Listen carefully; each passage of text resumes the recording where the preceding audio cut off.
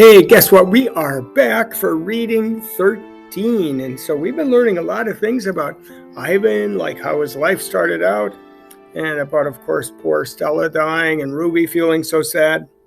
And then Ruby being kind of forced to learn to do tricks, which isn't going very well. So a lot of good stuff happening, huh, Roxy? What do you think? She says she wants to go to sleep. Imagine that, huh?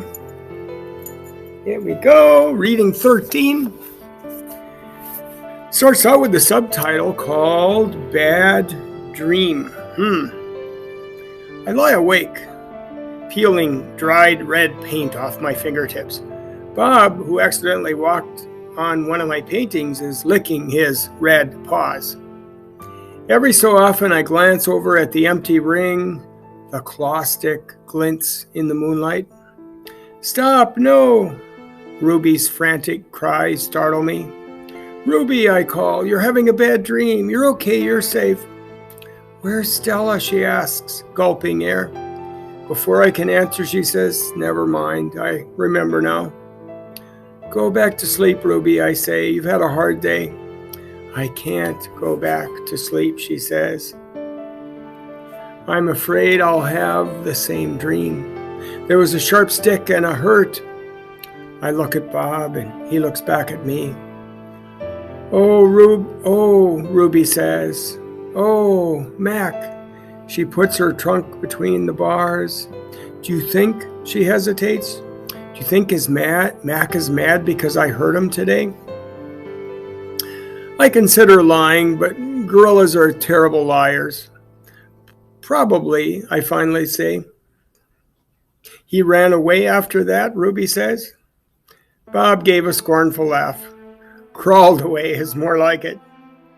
We're quiet for a while. Branches claw at the roof. A light rain drums. One of the parrots murmurs something in her sleep. Ruby breaks the silence. "Ivan, I smell something funny." "He can't help it," Bob says. I believe she's referring to the finger paints Julia gave me, I say. "What are finger paints?" Ruby asks. "You make pictures with them," I explain. "Can you make a picture of me?" "Maybe someday." I remember Julia's picture, the one that's worth $1 million. I hold it up to the glass. "Look, it's you. Julia made it." "It's hard to see," Ruby says. "There's not much moonlight." "Why do I have two trunks?"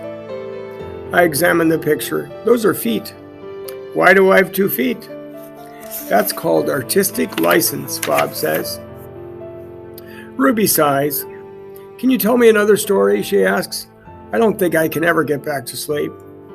"I told you all I remember," I say in a helpless shrug. "Then tell me a new story," she says. "Make something up." I try to think, but my thoughts keep returning to Mac and his claw stick. "Anything yet?" Ruby asks. "I'm working on it." "Ivan," Ruby presses. "Bob said you're going to save me." I search for true words. "I'm working on that too." "Ivan," Ruby says in a voice so low I can barely hear her, "I have another question." I can tell from the sound of her voice that this will be a question I don't want to answer. Ruby taps her trunk against the rusty bars of her door. "Do you think," she asks, "that I'll die in this domain someday, like Aunt Stella?"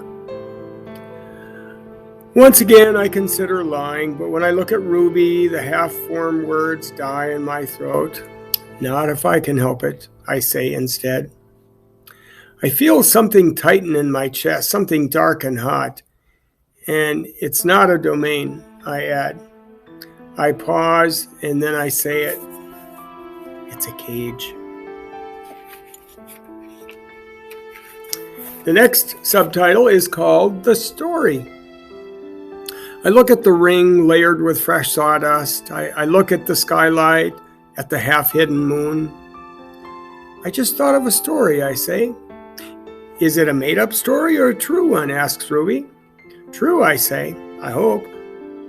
Ruby leans against the bars. Her eyes hold the pale moon in them the way a still pond holds stars. "Once upon a time," I say, There was a baby elephant. She was smart and brave, and she needed to go to a place called the zoo. What's a zoo? Ruby asks. A zoo, Ruby, is a place where humans make amends.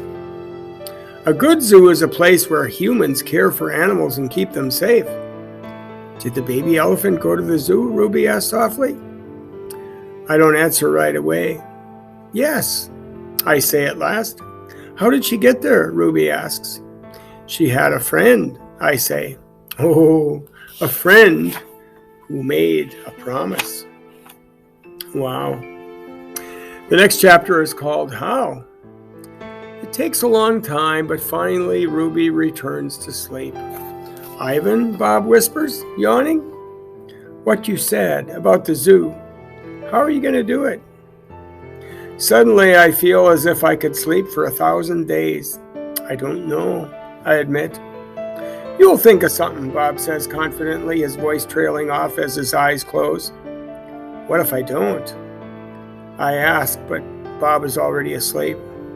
His little red feet dance, and I know he's running in his dreams. Oh, cute. Roxy runs in her dreams. It's kind of cute. Her little paws just go. The next subtitle is called Remembering. Bob and Ruby sleep on. I don't sleep. I think about the promise I made to Stella and the pictures I've made for Ruby. And I remember. I remember it all. Next subtitle is called What They Did. We were clinging to our mother, my sister and I, when the humans killed her. They shot my father next. Then they chopped off their heads, their feet, and their hands. Oh, how terrible. Oh, so Ivan is starting to remember, and he remembers that. How terrible.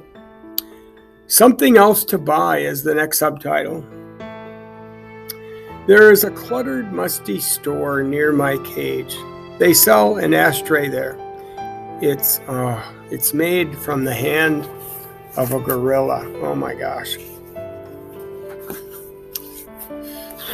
The next subtitle is called Another Ivan. When morning comes and the parking lot glimmers with dew, I see the billboard on the highway.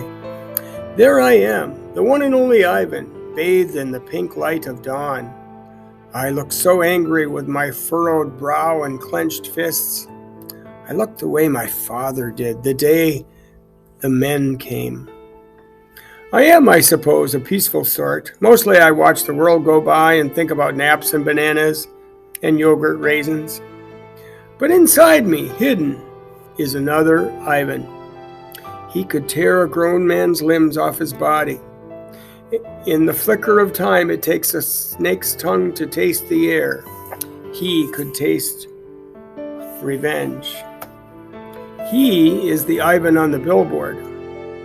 I stare at the one and only Ivan, at the faded picture of Stella, and I remember George and Mac on their ladders adding the picture of Ruby to bring new visitors to the Exit Big Top Mall and Video Arcade. I remember the story Ruby told, the one where the villagers came to her rescue. I hear Stella's kind, wise voice. Humans can surprise you sometimes. I look at my fingers coated in red paint, the color of blood, and I know how to keep my promise. Wow, cool. Next subtitle is called Days. During the days, I wait. During the nights, I paint. I worry when Mac takes Ruby into the ring. He carries the claw stick with him all the time now. He doesn't use it. He doesn't have to. Ruby isn't fighting back anymore. She does whatever Mac asks. Next subtitle is called Nights. I close my eyes. I dip my fingers into the paint. When I'm done with one piece of paper, I set it aside to dry. It's so small, just one sheet, and I'm going to need so many. I move on to the next and the next and the next. Wow, any thoughts what he's making? It's a giant puzzle. and I'm making the pieces one by one. By morning, my floor is covered with paintings. I hide the paintings under my pool of dirty water before Mac can see them. I don't want them to end up in a gift store selling for $20 a piece, $25 with the frame. These paintings are for Ruby, every one of them. The next subtitle is called Project. Ivan, Ruby asks one morning when I'm trying to nap, why are you always so sleepy during the day? I've been working on a project at night, I tell her. What project?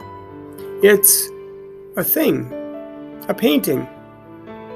It's a painting for you, actually, I answer. Ruby looks pleased. Can I see it? Not yet. Ruby pokes with annoyance at her roped foot. She takes a breath. Ivan, do I have to do shows with Mac today? Wow. I'm afraid so. I'm sorry, Ruby. Ruby dips her trunk in the water bucket. That's okay, she says. I already knew the answer. And the next subtitle is called Not Right. It's night again and everyone's asleep. I look at the picture I've just made, one of dozens. It's smudged and torn, a muddy blur. I place it beside the others lining my floor. The colors are wrong, the shapes are off, it looks like nothing. It's not what I'm trying to create. It's not what it's meant to be. It's not right, and I don't know why. Across the parking lot, the billboard beckons as it always does. Come to the Exit 8 Big Top Mall and Video Arcade, home of the one and only mighty Ivan Silverback. If I could use human words to say what I need to say, this would all be so easy. Instead, I have my pots of paint and my ragged pages. I sigh. My fingertips glow like jungle flowers. I try again. So there we are at the end of reading 13. So our biggest question is probably what? You'll want to talk that over. Awesome. We'll see you next time.